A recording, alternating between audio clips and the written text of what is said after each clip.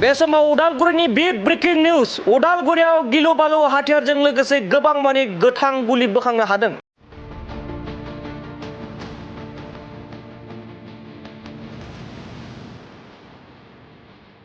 उदालगुरियाव आयेननि बेरेखा हाथियारजों लोगोसे सानै सुबुं खानो हादों।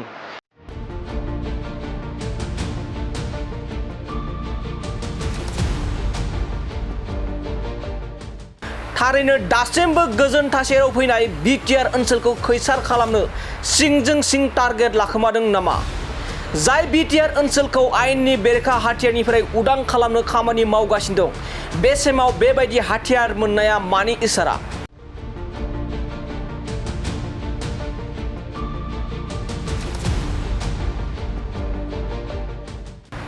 फिन आरोबाव उदालगुरियाव गोबां मानि हाथियार।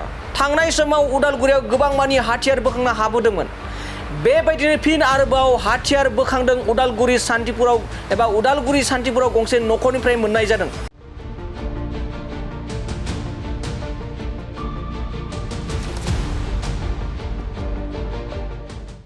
मख'जाथावदि आसाम पुलिस बिफाननि मोनसे दोलोआ संदाननायाव एके सिरिज राइफलजों लोगोसे गर 668 गोथां गुलि बोखांनो हादों, लोगोसे सानै लोब्बा थानाय सोद्रोमाखौ खानो हादों।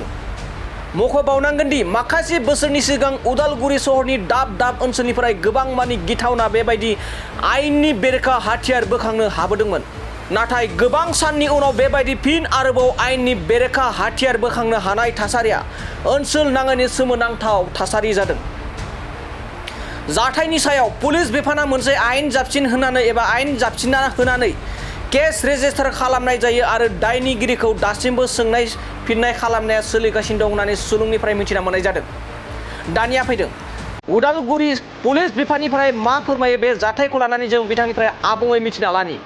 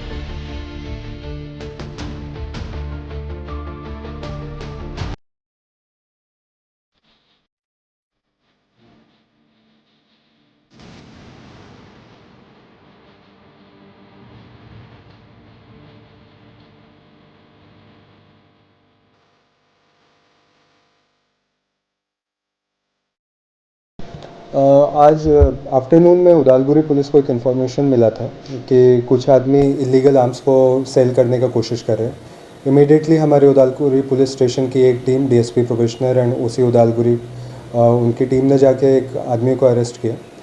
एप्रीहेंड करने के बाद पता चला कि हथियार छुपा के रखा हुआ है, तो हमारी टीम ने जाके शाम को एक हाइडआउट से रिकवर किया है।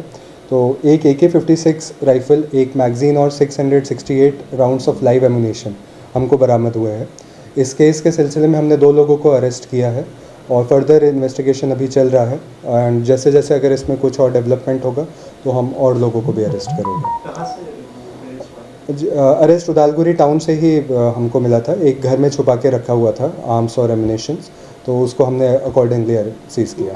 तो विलेज के नाम से शांतिपुर नहीं ले सकते हैं? वो बता सकते हैं, वो बता सकते हैं। हाँ हाँ।